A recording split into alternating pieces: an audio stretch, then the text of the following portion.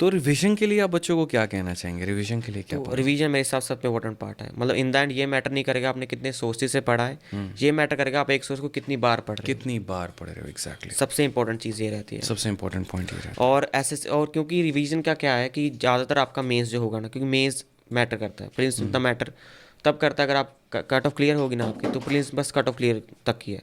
Mains में आपको अच्छी रैंक चाहिए, अच्छे मार्क्स चाहिए, तो एक अच्छी पोस्ट मिलेगी। तो मेंस का जो सेंटर हमेशा आपके घर से ऑलमोस्ट दूर आएगा, तो आप इतना कुछ लेके जा नहीं सकते, बस सारे नोट्स नहीं उठा है। सकते, सारे नहीं ले जा सकते हैं। ना रीजनिंग के, ना इंग्लिश के, ना जीके की इतनी बुक्स हो जाती हैं।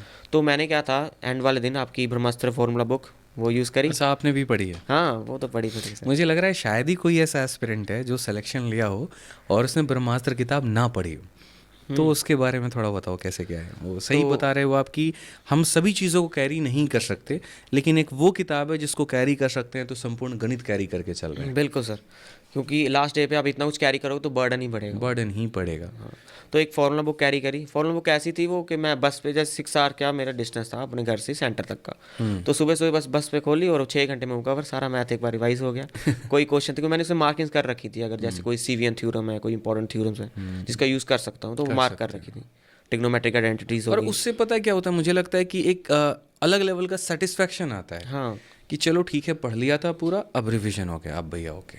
हाँ, अभी मैथ कवर हो गया, मैथ हाँ, को बंद कर सकते टेंशन हैं। कोई हाँ, दिक्कत तो नहीं है। मैथ के लिए बस वो एक मैं नोट्स खुद बना रखे थे रीजनिंग के, जो डिफ़िकल्ट पैटर्न्स थे जो डिकोडिंग डिकोडिंग में आते हैं। जैसे एक बार रीअरेंज कर दिया, फिर बाद में वोवल कर दिया, फिर +1 कर दिया, 3-4 स्टेप तक जाते हैं, तो वो लिख रखे थे।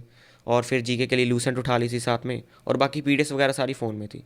तो बस वहाँ जाके नहीं, पहले बस इतना कुछ रिवाइज करा, ज़्यादा बर्डन लिया खुद पे, क्योंकि पहले स्ट्रेस इतना नहीं ले सकते, क्योंकि पेपर वाले दिन आपकी प्रेपरेशन, आपका माइंडसेट बहुत मैटर करता है। अगर आप पेपर देने जा रहे हो, पेपर में लक, एसएससी में जितना भी कह लो, लक मैटर करता लक है। मैटर करता है, ये बात है। हाँ, वो इतना है कि अगर आप प्रिपरेशन जितनी ज़्यादा करोगे ना, तो लक उतना कम हो जाएगा। मतलब इन्वर्सिटी प्रोपोर्शन का रिलेशन है इनमें, प्रिपरेशन ज़्यादा है, लक फैक्टर उतना कम हो जाएगा। लेकिन इन द एंड प्रिपरेशन 100% आप कर नहीं सकते, जीके में कुछ ना कुछ रहेगा ही रहेगा। हाँ, ये तो बात मैं मानता हूँ कि कभी भी किसी एस्पिरेंट की 100% सिलेबस कभी पूरा नहीं होता है। नहीं होगा।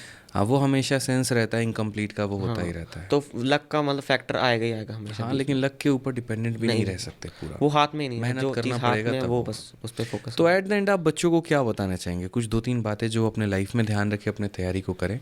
तो बस ये ध्यान रखो कि शुरुआत कर रहे हो भी है अगर, तो एक बैकअप लेके चलो, क्योंकि बैकअप से क्या है, एक माइंड में प्रेशर नहीं आएगा। फैमिली प्रेशर तो वैसे भी इतना नहीं देती अगर आप पहले दूसरे अटैम्प्ट में हो तो, लेकिन एक खुद पे प्रेशर आता है, दोस्तों को देखे प्लेसमेंट हो रही है, वो वहाँ जा रहे हैं, तो एक बैकअप रखो, एक स्मूथ सा बैकअप, कोई डिप्लोमा, कोई डिग्री साथ साथ करते रहो, साथ साथ प्रेपरेशन करते रहो। तो आजकल बहुत सारे बैकअप्स हो रहे हैं, कोई कोर्स वगैरह कर लो, तो बैकअप रखना बहुत ज़रूरी है। और साथ के साथ तैयारी करते रहो, रिवीजन टाइम पे करो, और मॉक वगैरह लगाओ, और इतना कुछ चिल रहो, इतना कुछ ऐसे तोड़ू नहीं है।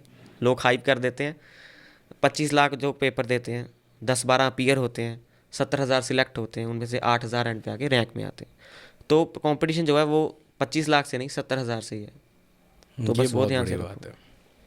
हम खुद आपके पास में हैं, आपके साथ में हैं, आपके बगल में हैं, ठीक है, आपके कंधे पे अपना हाथ रखे हुए हैं, बस आप पढ़िए, ठीक है। चलिए, तो मिलेंगे अगली वीडियो में। आज के लिए दोस्तों इतना ही। अच्छे से पढ़ाई करिए, खुश रहिए, मस्त रहिए, ध्यान रखिए। Love you all, take care, bye, thank you.